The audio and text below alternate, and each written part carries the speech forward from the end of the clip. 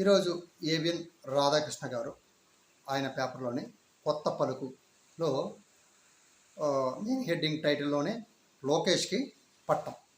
అయితే ఇక్కడ బాగానే ఎత్తుతున్నారు. ఏం రాస్తున్నాడు? మహానాడులో లోకేష్ ప్రత్యేక ఆకర్షణగా నిలిచారు. 3వ తరం ప్రతినిధిగా పార్టీ బాధ్యతలు సాయశక్తులు మోయటానికి రెడీగా ఉన్నారు. మహానాడులో ప్రసంగంలో ఆయన నిశ్చింతగా పరిశీలిస్తే ఆయన ఆత్మవిశ్వాసం బాగుందని మాకు అర్థమవుతుంది.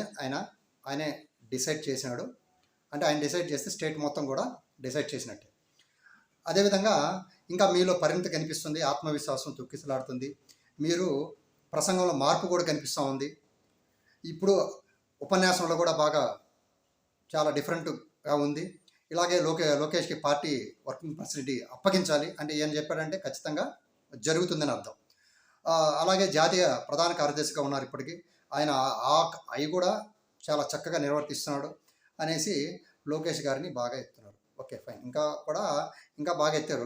లోకేష్ పార్టీ కార్యకార అధ్యక్షుడిగా పట్టం కట్టేదానికి చంద్రబాబు నాయుడు నీడలోనే పనిచేయడానికి ఇంకా ఆయన ట్రైనింగ్ అవ్వాలంట. దీని కారణంగా లోకేష్ని ఇప్పుడు ప్రకటించాలని పలువురు భావిస్తున్నారు. అంటే దాంట్లో ఈయన చెప్తున్నాడంటే ఇంకా ఆటోమేటిక్గా ఈయన చంద్రబాబు నాయుడు గారి తర్వాత త్వరలో సీఎం అవడానికి ఇంట్లో కూడా కొంచెం ఒత్తిడి ఉందంట. త్వరగా ఈయన్ని ఒకసారి చీఫ్ మినిస్టర్ చేయాలా, నెక్స్ట్ టర్మ్ వస్తారా రారా అన్న ఉద్దేశం ఉంది. అయితే ఇక్కడ ఇంకొక విషయం, నారావారి ఫ్యామిలీ ఓకే ఫైన్, మరి నందమూరి ఫ్యామిలీ ఏమైంది?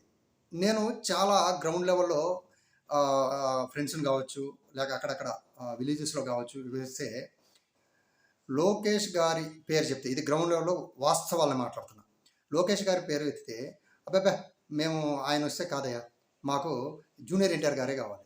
జూనియర్ ఎన్టీఆర్ గారు అయితే మేము నెక్స్ట్ టర్మ్లో చంద్రబాబు నాయుడు గారి తర్వాత జూనియర్ ఎన్టీఆర్ అయితే మేము ఓటేస్తాము, లేదు ఇతన్నే కనుక పెట్టినట్టయితే మేము ఓటు కూడా వేసే స్థితిలో లేవనేసి తెలుగుదేశం కరడు కట్టిన తెలుగుదేశం నాయకులు చెప్పడం కూడా జరిగింది. ఇంతే, ఇప్పుడు దాకా ఏ పార్టీకి ఓటు వేయనటువంటి కరుడు కట్టిన తెలుగుదేశం కార్యకర్తలే ఒకరు ఇద్దరు కాదు, చాలా గ్రామాల్లో చెప్పడం జరిగింది. మీరు ఎంత జాకిలు పెట్టి లేపినా ఇది వాస్తవం. గ్రౌండ్ లెవెల్లో కొంచెం చూసుకుంటే తెలుగుదేశం భవిష్యత్తుకు కూడా మంచిదని నా ఉద్దేశం.